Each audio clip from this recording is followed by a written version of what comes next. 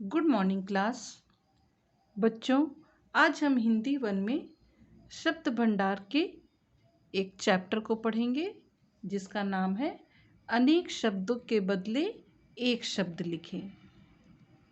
हमने शब्द भंडार में लिंग बदलें, वचन बदलें, विलोम शब्द, पर्यायवाची शब्द ये सभी पढ़ लिया है। आज हम पढ़ेंगे एक शब्द, यानी अनेक शब्द के बदले एक शब्द। इसे आपने हाफ ईयरली एग्जाम में भी पढ़ा और कम से कम आपने 1 से 15 तक हाफ ईयरली एग्जाम में पढ़ा था। अब मैंने इस बार आप लोगों को फाइनल के लिए फिर से 1 से 15 तक ये नए शब्द दिए हैं जिसे आप पढ़ लेंगे और याद भी कर लेंगे। ये आपका फाइनल का सिलेबस है। इसमें भी आपको 1 से लेकर 15 तक पढ़ना है। तो वे 15 शब्द कौन से हैं, आइए देखते हैं। पहला है छाया देने वाला, यानी जो छाया देता है उसे हम एक शब्द में क्या कहेंगे? तो उसे हम एक शब्द में कहेंगे छायादार। दूसरा है जिसमें बल ना हो, यानी जिस प्राणी में कोई जिसमें बल हो, यानी जिस प्राणी में बहुत शक्ति है, ताकतवर है वह, तो उसे हम क्या कहेंगे? उसे हम कहेंगे बलवान। तीसरा है जो कविता लिखता हो। आपने हिंदी 2 में बहुत सारी कविताएं पढ़ी, तो जो कविता लिखता है उसे हम क्या कहते हैं? तो उसे हम एक शब्द में कहेंगे कवि। चौथा नंबर है जिसे किसी का डर ना हो, यानी जो किसी से नहीं डरता हो, उसे हम एक शब्द में कहेंगे निडर। अगला है दूसरे देश की वस्तु, यानी ऐसी वस्तु जो विदेशों से बनकर हमारे भारत में, हमारे देश में आती है और हम उसे खरीदते हैं। तो दूसरे देश की वस्तु को हम क्या कहेंगे? विदेशी माल, यानी विदेशी वस्तु। और एक शब्द में हम उसे कहेंगे विदेशी। अगला है जो केवल फल खाता हो, यानी ऐसा प्राणी जो केवल फल खाता है उसे हम कहेंगे एक शब्द में फलाहारी। ध्यान से सुनिए, फलाहारी। अब है जो साथ पढ़ता हो, यानी आपके साथ पढ़ता है, क्लासमेट अंग्रेजी में कहेंगे, उसे हम हिंदी में एक शब्द में कहेंगे सहपाठी। जो आपके साथ पढ़ रहा है, आपके क्लास का जो क्लासमेट है। अगला शब्द है जो डरता हो।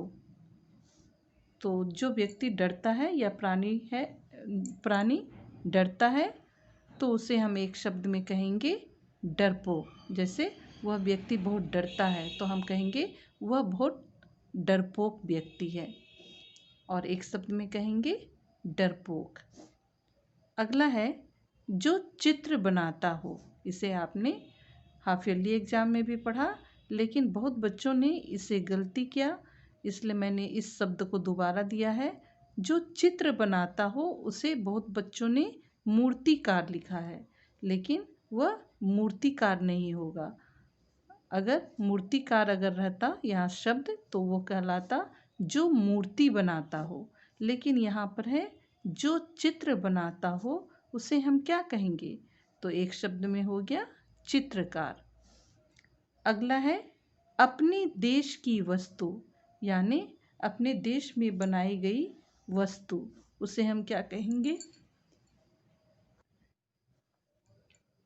उसे हम कहेंगे स्वदेशी। यानी स्व मतलब अपना और देशी मतलब देश की, अपने देश की। तो एक शब्द में हो गया स्वदेशी। जो गाना गाती है, तो उसे हम कहेंगे गायिका। अगर यहाँ पर रहता जो गाना गाता है तो उसे हम कहेंगे गायक। यहाँ पर ध्यान दीजिएगा, यहाँ पर लिंग अलग होने पर यहाँ शब्द भी बदल जाते हैं। अगला है जो डॉक्टर की मदद करती है। जो रोगी का इलाज करता है वह डॉक्टर कहलाता है, और जो डॉक्टर की मदद करती है उसे हम नर्स कहते हैं। अगला है जो मांस खाता हो, यानी जो प्राणी केवल मांस खाता है या जो सभी शाक सब्जी के साथ साथ मांस भी खाता है तो उसे हम कहेंगे मांसाहारी। दूसरा है जो शाक सब्जी खाता हो, यानी जो मांस नहीं खाता है शाक सब्जी खाता है उसे हम कहेंगे शाकाहारी।